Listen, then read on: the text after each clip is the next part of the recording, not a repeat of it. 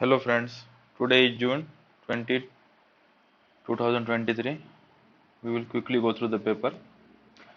High Court admits review plea by Methi body on ST status. Okay, important news.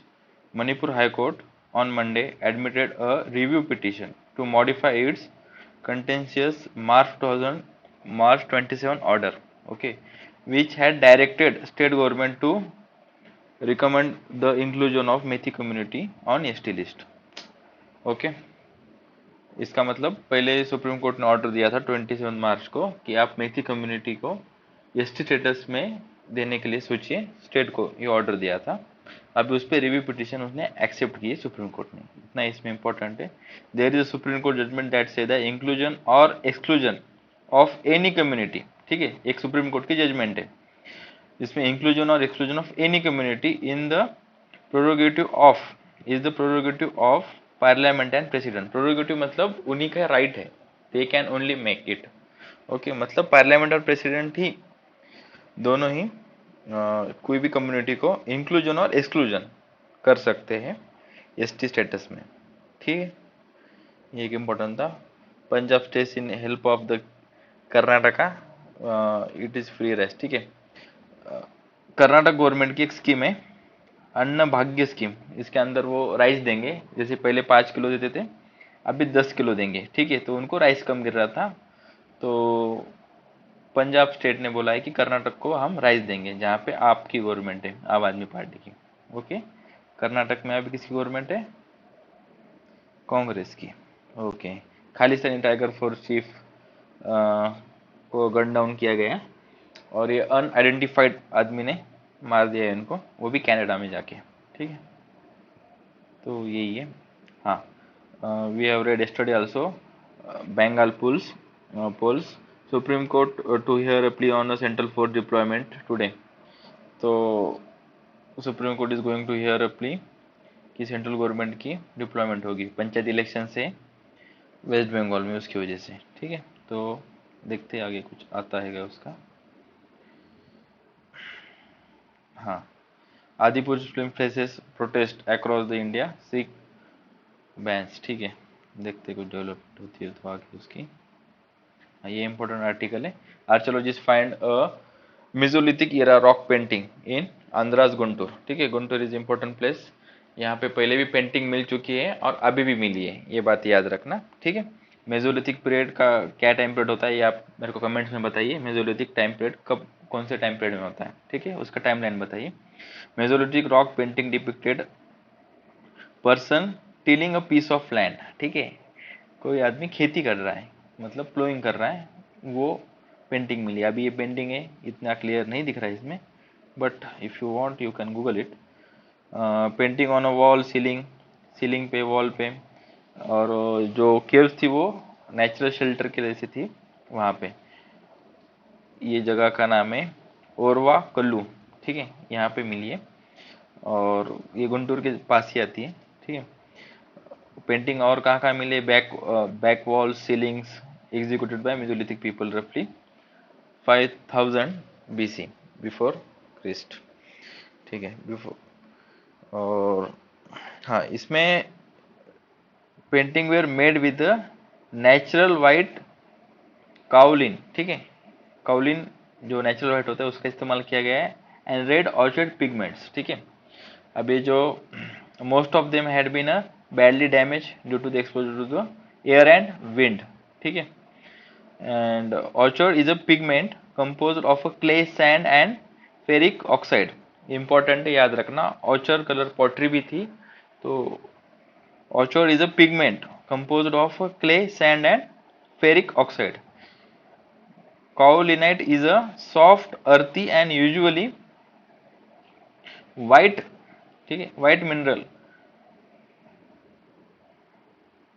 produced by a chemical weathering of aluminum silicate mineral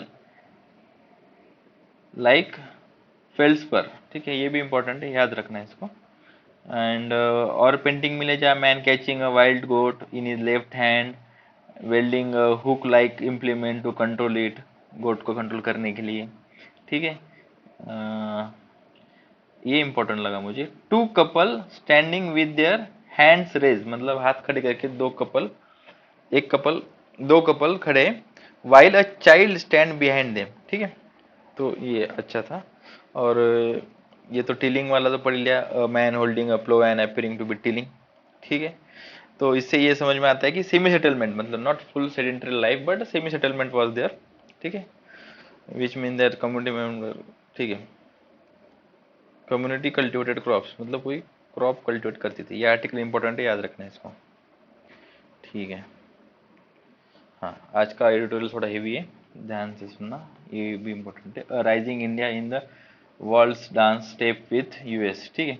कुछ नहीं, fact देखेंगे। India took, ये important line है, India took 63 years to reach $1 trillion, ठीक है। India को 63 years लगे $1 trillion GDP करने के लिए। 7 ईयर लगे $2 ट्रिलियन जीडीपी करने के लिए। 3 ईयर लगे $3 ट्रिलियन जीडीपी करने के लिए।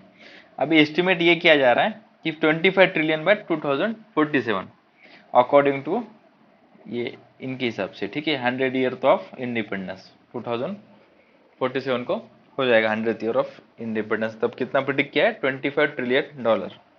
गुड।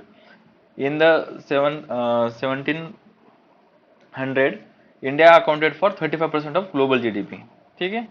तो पूरे ग्लोब की, पूरे वर्ल्ड की जितनी जीडीपी थी उतना इंडिया, उसमें इंडिया का 35% शेयर था, ठीक है। और जब 1991 में इकोनॉमिक क्राइसिस आए थे तब बस 1% से कम हो गई थी जीडीपी। अभी आज कितना शेयर है इंडिया का? 4 to 5%, और वो बढ़ रहा है। अभी इस आर्टिकल में क्या दिया गया है कि मोदी जी की विजिट है, तो what are the going developments, उस पर फोकस किया है। तो इंडिया, ये लाइन सबसे इंपॉर्टेंट है, India needs America capital and it's technology, military and non military both. Technology किसमें? मिलिट्री एंड नॉन मिलिट्री दोनों में चाहिए। तो इंडिया को क्या चाहिए अमेरिका से? It's capital and it's technology, ठीक है। इसी दो थीम पे पूरा आर्टिकल बेस है, ठीक है। इन 2020 इंडिया विल वर्किंग द, मतलब अभी 2030 में India will have a working population of 1 million, जो कि एंटायर G8 कंट्री की पॉपुलेशन की इतना है। जितनी अपनी वर्किंग पॉपुलेशन है उतनी G8 कंट्री की पॉपुलेशन है। और एक इंपॉर्टेंट पॉइंट लगा, टुडे इंडिया का internet coverage almost equal to, देखो 8 साल पहले India per capital mobile data consumption, per capital per capita mobile data consumption is one of the lowest in the world, ठीक है। वन वन 122 रैंक था India का। लेकिन आज मजे की बात है, आज टुडे इट रैंक 1, वर्ल्ड में सबसे ज्यादा पर कैपिटा मोबाइल डाटा कंजम्पशन किसका है? इंडिया का है, ठीक है। More than that of US and China combine, दोनों का अगर मिलाएंगे यूएस एंड चाइना का तो वो इंडिया का आ जाता है, ठीक है। Time changes but it take time, ठीक है। फिजिकल एक्सपेंशन, देखो अभी इसके लिए अपन ने बहुत सारी चीजें की है। देखो physical expansion and at physical prudence are a very tough act to pull off the finance ministry has done well, ठीक है। ध्यान से सुनना कि जो लॉन्ग टर्म प्रोजेक्ट है उसमें इंडिया ने इन्वेस्ट किया है, तो उसका रिटर्न अभी after 10 years, after 8 years we are going to see it. तो ये मैनेज कैसे किया है? फिजिकल एक्सपेंशन, ठीक है, मतलब इन्वेस्ट किया, कैपिटल एक्सपेंडिचर किया है, ठीक है। इस is physical expansion and yet a physical prudence. Physical prudence मतलब डेप्थ कितना है अपनी इकोनॉमी पे, वो भी दोनों को मैनेज किया गया है, ठीक है। ऐसा नहीं है बहुत ज्यादा डेप हो गया और एक्सपेंडिचर ज्यादा हो गया, ऐसा नहीं है, बोथ आर इन बैलेंस पे, ठीक है। अब इसमें ना प्रीलिम के हिसाब से 4-5 स्कीम्स के नाम है। एक प्रगति है, ठीक है। प्रगति को क्या बोलते हैं? Proactive governance and timely implementation. इसमें क्या होता है? इंपॉर्टेंट है प्रगति, याद रखना। इसमें क्या होता है? मंथली रिव्यू करते हैं PM, the monthly review of every union state government stakeholder by the prime minister. तो इसके वजह से हर प्रोजेक्ट में वॉच रहता है। इसके जैसा ये प्रगति के जैसा एक गति शक्ति है, जियोस्पेटल इंफॉर्मेशन सिस्टम। जियोस्पेटल का मतलब ये होता है हर चीज का लोकेशन। जियोस्पेटल मतलब if you linking everything with its location. तो गति शक्ति is a geospatial information system, ठीक है। तो अगर आपको कहीं रोड बनाना होगा, I will give how it's गति शक्ति। देखो ये एक फॉरेस्ट एरिया है, ठीक है, फॉरेस्ट एरिया है, और आपको रोड बनाना है, ठीक है, यहाँ से। तो अगर आप इसके सैटेलाइट इमेज से देखोगे तो आप यहाँ से बना सकते हैं सरपास करके, लेकिन अगर आप जियो स्पेशल टेक्नोलॉजी का यूज नहीं करोगे तो आपको जंगल के अंदर से बनाना पड़ेगा। ठीक है, यही है सिंपल रोड वे। ठीक है, ठीक है, ये एक इम्पोर्टेंट है। देखो, फर्स्ट टाइम इंडिया में प्राइवेट सेक्टर को allowed to commercial coal mining. अभी तक कमर्शियल कोल माइनिंग होती नहीं थी, लेकिन जितने भी अभी just now we allowed the commercial coal mining leading to the, जहाँ जहाँ नॉन एनडीए, ठीक है, non National Democratic Alliance states, जो आपके सेंटर में गवर्नमेंट है, वो गवर्नमेंट का नाम क्या है, एनडीए, नेशनल डेमोक्रेटिक अलायंस। ठीक है, तो जो स्टेट इसमें नहीं है सेंटर में, ठीक है, जैसे कि उड़ीसा, वेस्ट बंगाल, छत्तीसगढ़, तो वहां पे अभी कमर्शियल कोल माइनिंग चालू हो गई है। ठीक है, और एक चीज, अभी तक no new oil exploration contracts were awarded between 2010 से 17। तो 2010 से 17 में अभी तक क्या नहीं किया गया है, ऑयल एक्सप्लोरेशन कॉन्ट्रैक्ट नहीं दिए गए थे। लेकिन अभी by the end of 2023 5 lakh square kilometre, important है, will be under the exploration contracts. मतलब अभी 5 लाख स्क्वायर किलोमीटर में ऑयल एक्सप्लोरेशन करेंगे। ठीक है, पब्लिक फाइनेंशियल मैनेजमेंट सिस्टम। देखो, जैसे कि गवर्नमेंट को किसी को सब्सिडी देना है, किसी को फंड देना है, तो दे आर यूजिंग दिस। ठीक है, पब्लिक फाइनेंशियल मैनेजमेंट सिस्टम। इसमें जो मिडल मैन है उसका रोल कट हो चुका है।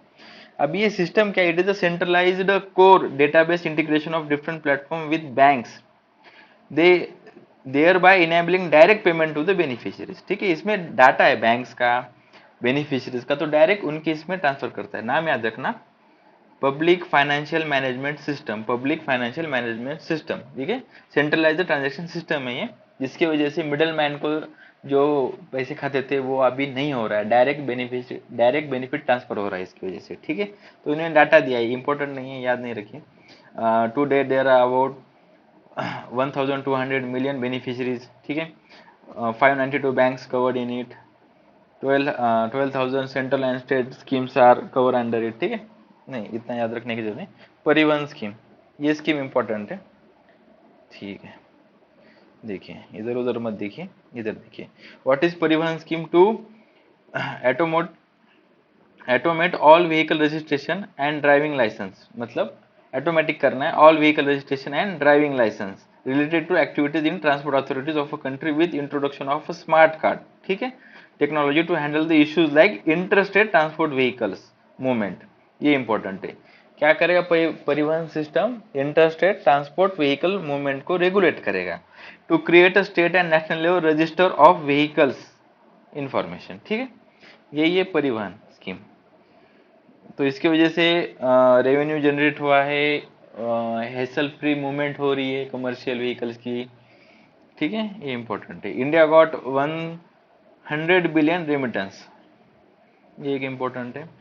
पहिले आपण एक लाइन मस्त है, earlier India would be stand as one among the 195 countries. मतलब जो टोटल कंट्रीज है वर्ल्ड में 195, उसमें से एक था। बट आज today we are in the range of G8 countries, मतलब उनके स्टेटस के बराबर अपना shoulder to shoulder we are standing with it. G7 countries है वैसे, लेकिन G8 रशिया को पकड़ के हो जाता है। ठीक है, यही था इसमें। हाँ, ये राइटर का व्यू है, थोड़ा पॉलिटिकल हो सकता है, लेकिन सुनना। India is going to give it, India need to give its non alignment hangups. मतलब जो नेहरू जी की पॉलिसी थी नॉन अलाइनमेंट की, we are not in the group of Russia, not in the group of USA, we are having our own strategy of non alignment. ठीक है, वो अभी give up करनी चाहिए, ऐसा राइटर का बोलना है, ऑथर का बोलना है। ठीक है, तो उसकी वजह से we should have approach of case by case. जैसा अपन अभी क्रूड ऑयल खरीद रहे हैं चीप रेट पे रशिया से, तो we are not having a fear of US. तो वही वो बोल रहे हैं, क्योंकि अगर आपको बड़ा बनना है तो खुद की ही पॉलिसी होनी चाहिए। ठीक है, अभी इसमें एक टर्म है India stack. India stack important है, गूगल करना, देखिए थोड़ा बता दूंगा मैं। इसमें एपीआईज होते हैं, एप्लीकेशन प्लेटफॉर्म इंटरफेस। इसके अंदर डाटाबेस होता है जिसको यूज करके आप एप्लीकेशन बना सकते हो। ठीक है, तो यही बोल रहा है, you need a lot remain to be done, India need to greater digitalisation of internal process. ठीक है, and better service delivery using India stack. ठीक है, इंडिया स्टैक इंपॉर्टेंट है। और यही है, India has 290 billion balance of trade deficit USA के साथ, ठीक है, 290 billion balance of trade deficit जो 9% ऑफ जीडीपी है अपने, और 2 टाइम्स ऑफ प्री कोविड 19, ठीक है, मतलब जितना प्री कोविड के टाइम पीरियड था उससे 2 गुना हो चुका है अभी। इंडिया में 50% of India is still stuck in agriculture, ठीक है, कोई बात नहीं। Manufacturing remain stuck at 14 to 15% of GDP. Manufacturing कहाँ है? 14 to 15%, एग्रीकल्चर 50%, ठीक है, मतलब हाफ ऑफ इंडिया, ठीक है, एग्रीकल्चर कर रहे हैं।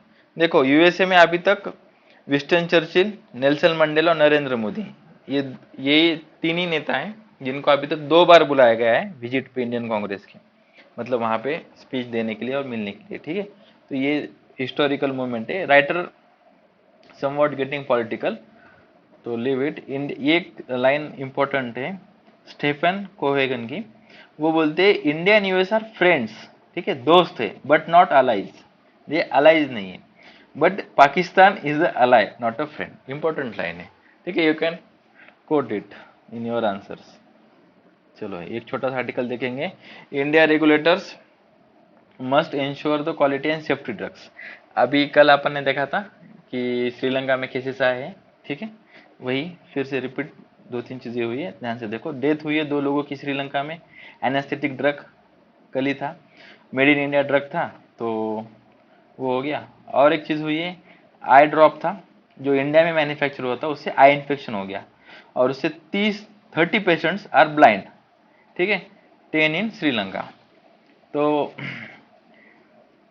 बहुत बड़ी चीज हो गई। और जो आई ड्रॉप बना है वो इंडिया ने बनाया है। तो आई ड्रॉप में एक बैक्टीरिया मिला है जिसका नाम याद रखने की जरूरत नहीं है, यहाँ पे दिया भी नहीं है।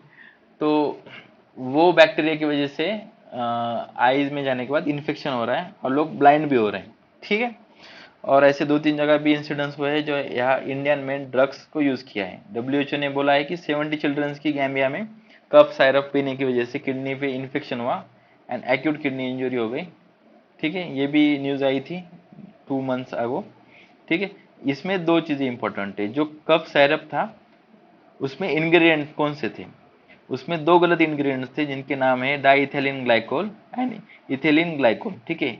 इनको किसकी जगह सब्स्टिट्यूट यूज किया था, मतलब जो मेन यूज करना था वो था प्रोपिलीन ग्लाइकोल, उसकी जगह ये चिपर सब्स्टिट्यूट यूज किए गए, diethylene glycol and ethylene glycol. इसकी जगह यूज किए गए प्रोपिलीन ग्लाइकोल की जगह। इंपॉर्टेंट है, याद रखना, ठीक है। Two two deadly chemical killed 18 children Uzbekistan में, ठीक है। अभी 2-3 जगह ऐसे ही हुआ है, कफ सिरप की वजह से मार्शल आइलैंड्स में भी, और माइक्रोनेशिया यहाँ पे भी कुछ हुआ है डेथ्स, ठीक है।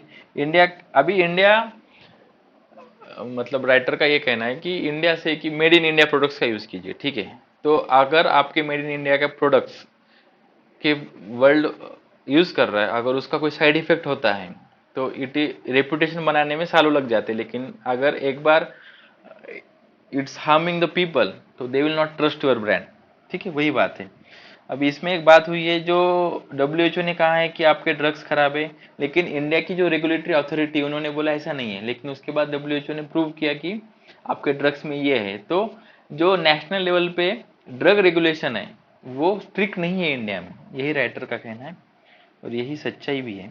India can continue to be the pharmacy of the global south, ठीक है, we are making a cheap drugs, इसलिए we are pharmacy of a global south, ठीक है, ऐसा बोलते। Only if regulator began to be behave like a watchdog to ensure drug safety and not as a facilitator for the pharmacy industry, ठीक है, एकदम सही line जो मैंने बताया वही है क्रक्स। ये एक बड़ा सा आर्टिकल है, इसका मैं क्रक्स बता दूंगा आपको। Refugee as a asset to their new countries, ठीक है। इसमें बहुत सारे पॉइंट्स हैं लेकिन कॉम्प्रिहेंसिव आर्टिकल नहीं है, क्योंकि प्रो कॉन्स नहीं दिए गए कि अगर रेफ्यूजी आते तो क्या फायदे, नहीं आते तो क्या नहीं फायदे, ठीक है, मेंस के हिसाब से 4-5 बेसिक पॉइंट बताता हूँ मैं, देखिए। अब इंट्रोडक्शन में इन्होंने बोला है कि वर्ल्ड रेफ्यूजी डे है 20 जून को, ठीक है। तो आर्टिकल आना चालू हो गया। 103 billion individuals are refugees in the world, तो उन सफरिंग्स हो रहा है, ये हो रहा है, वर्ल्ड में वॉर हो रहा है यूक्रेन में वगैरह, ठीक है, तो रिफ्यूजी बढ़े ही जा रहे हैं, कोई बात नहीं। तो 4-5 चीजें याद रखो। देखो, UN refugee convention of 1951, UN refugee convention of 1951, ध्यान से सुनना। ये कन्वेंशन यूएन ने लाई थी। तो ये इनिशियली कन्वेंशन सिर्फ यूरोपियन यूनियन कंट्रीज के लिए ही थी, ठीक है। जो 1951 के पहले जो लोग रेफ्यूजी बने हैं उनके लिए ही ये कन्वेंशन लाई गई थी। क्लियर? ओके। अभी नेक्स्ट थिंग है protocol regulating to the status of refugee 1967, protocol relating to the status of refugee 1967। इसी कन्वेंशन को एक प्रोटोकॉल आया है, पहले कन्वेंशन आती है फिर उसके ऊपर उसका प्रोटोकॉल आता है, ठीक है। 1967 में प्रोटोकॉल आया। प्रोटोकॉल 1967 क्या बोलता है कि जो 90 उन्होंने दो चीजें की। फर्स्ट थिंग इज 1951 जो टाइम लिमिट लगाई थी वो उन्होंने निकाल दी, ठीक है, जैसे कि फ्यूचर में भी जो भी रिफ्यूजी आएगा उनके लिए भी अप्लाई होगी, ठीक है। दूसरी चीज, जो जियोग्राफिकल बाउंड्री थी यूरोपियन कंट्रीज की, तो उन्होंने वो निकाल दी। पूरे वर्ल्ड में अगर कोई भी आता है तो आपको उसको रिफ्यूजी देना पड़ेगा, ठीक है। I will tell you in brief what is this convention. अगर आपकी कंट्री में कोई आता है, इसमें एक प्रिंसिपल ऑफ रिफॉलमेंट होता है, वो एक बताऊंगा। देखिए, किसी को अगर जान जान का खतरा है, क्यों? क्योंकि उसका रिलीजन की वजह से, उसका पॉलिटिकल इसकी वजह से, या फिर उसका कास्ट, रिलीजन, इथनिसिटी, इसकी वजह से अगर होगा, he is coming to your country, ठीक है, फॉर अ प्रोटेक्शन, तो it's binding on you to give to provide him a protection. You can't send him to his country. तुम उसको नहीं बोले जा भाई हम नहीं संभालेंगे तेरे को, ऐसा नहीं होगा, ठीक है। यू हैव टू, ठीक है। तो वो प्रिंसिपल ऑफ रिफॉल्वमेंट है। इंडिया दोनों का ही पार्टी नहीं है, यूएन रिफ्यूजी कन्वेंशन 1951 का भी पार्टी नहीं है, और प्रोटोकॉल तो है ही नहीं, कन्वेंशन का नहीं तो प्रोटोकॉल का क्या बनेगा, ठीक है। तो हाउ इंडिया डू, इंडिया कैसे करता है, हर चीज केस बाय केस बेसिस पे करता है। अभी रोहिंग्या है तो रोहिंग्या का वो हाई कोर्ट में केस चल रहा है, चकमाज आए थे उनका भी केस चल रहा था। तो जो भी रेफ्यूजी आते हैं तो we case by case decide करते हैं उसको, ठीक है, ये याद रखना। तो अपने ऊपर ये रिफॉल्वमेंट का प्रिंसिपल बाइंडिंग नहीं है। अगर कोई आता है तो आपने को ये नहीं, आपने को उसको रखना ही पड़ेगा, ठीक है। Nothing is binding on us. इसमें 3-4 टर्म है रेफ्यूजी, याद रखना। What is refugee? रेफ्यूजी मतलब कोई भी उसके प्रॉपर नेटिव कंट्री, उसका जो जहाँ पे वो हैबिचुअल कंट्री है, वहां पे जो रह रहा है, इनहेबिटेशन कंट्री, वो छोड़ के दूसरे कंट्री में आता है। क्यों? क्योंकि उसको प्रोसिक्यूशन का, उसको मार डालने की धमकी, उसको डर है, उसको उसकी जान का खतरा है, इसलिए वो अपने कंट्री, वो कंट्री छोड़ के दूसरी कंट्री में आ रहा है। ये हो गया refugee. What is asylum Sikar? देखो, असाइलम सीकर क्या होता है? असाइलम सीकर मतलब जिस स्टेट में वो आया है, जिस कंट्री में वो आया है, वहां की गवर्नमेंट, या फिर ध्यान से सुनना, वहां की गवर्नमेंट या फिर UNHCR, United Nations human right commission, UNHCR या फिर वहां की गवर्नमेंट उसको, उसका जो केस है उसको स्टडी करेगा और उसको रेफ्यूजी का स्टेटस देगा, ठीक है। तो रेफ्यूजी का स्टेटस मिलने के पहले, रेफ्यूजी का स्टेटस मिलने के पहले जो स्टेट होता है वो, और यूएनएचसीआर दोनों में से कोई भी उसको जो उसका केस स्टडी करते हैं, ठीक है, उसको बोलते हैं असाइलम सीकर। वो पर्सन को असाइलम सीकर बोलेंगे। जब उसको ग्रांट दिया जाएगा कि yes you can be refugee here, तो वो रिफ्यूजी बन जाएगा, ठीक है। माइग्रेंट कौन होता है? माइग्रेंट एक थर्ड टर्म है जिसके हिसाब से, अगर I am in India, I want to go to the USA for the better economic opportunities, ठीक है, मेरे को यहाँ जान माल का कोई खतरा नहीं है, लेकिन मैं ऐसे ही पैसा छापने के लिए यूएसए जा रहा हूँ, तो ही इज माइग्रेंट, ठीक है। He is not having any serious issue, but he is going by he is willing, ठीक है, उसको कोई कंपल्शन नहीं है। Are you getting? वो माइग्रेंट होता है। तो ये कंट्री डिसाइड करती है, और इंडिया का मैंने बताया केस बाय केस, ये बात याद रखना, India decides case by case. यही है आर्टिकल में, कुछ प्रोज दिए लेकिन कॉन्स नहीं दिए। तो वो बोलते हैं अगर रिफ्यूजी आते तो they contribute to the economy, लेकिन रिफ्यूजी आते तो वो टेररिस्ट भी बन जाते हैं ना। तो ये भी है, अपन अपने पॉपुलेशन को नहीं खिला रहे, उनको कहाँ से खिलाएंगे, ठीक है।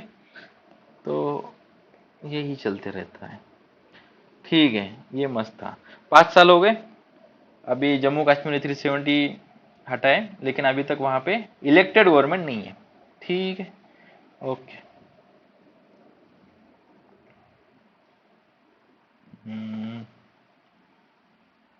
हाँ, Biden Modi to discuss every issue relevant to the India USA, ठीक है। अभी गए नहीं मोदी जी, जब जाएंगे तब रिलेवेंट इशू डिस्कस करेंगे। अभी G20 की प्रेसिडेंसी इंडिया में है, ये बात मत भूलना, सितंबर महीने में होने वाला है। और इंडिया ने ये भी रिकमेंड किया था कि African countries should be join G20, ठीक है। और जियो पॉलिटिक्स में बहुत चेंज हो रहे हैं, जैसे कि imposition of ban on the visa to the disruptors of democracy in election bound Bangladesh. अभी बांग्लादेश में इलेक्शंस होने वाले, तो उन्होंने वीजा बैन कर दिया है कोई भी जो प्रो डेमोक्रेसी में बाधा लाए, ठीक है। ऐसे आजू बाजू में बहुत सारे, तो they will discuss on everything. कौन कौन? Modi ji and Biden, not us, ठीक है। यूएस जनरल असेंबली में 2014 में इंटरनेशनल योगा डे अडॉप्ट किया था, ठीक है। ये एक मस्त बात थी। और कुछ ना, ये बहुत इंपॉर्टेंट न्यूज है। India gifts INS Kirpan to the Vietnam, ठीक है। तो Rajnath Singh ji and his counterpart Vietnam के डिफेंस मिनिस्टर आर मीटिंग, और इंडिया ने गिफ्ट किया है INS किरपान, ठीक है, टू वियतनाम। इतना बात इंपॉर्टेंट रखो, ये बात इंपॉर्टेंट है। और एक बात इंपॉर्टेंट है, INS किरपान के बारे में कुकरी क्लास मिशन है, और इसमें 1350 टन्स वॉज उसका डिस्प्लेसमेंट, और इसमें मिसाइल से, ठीक है।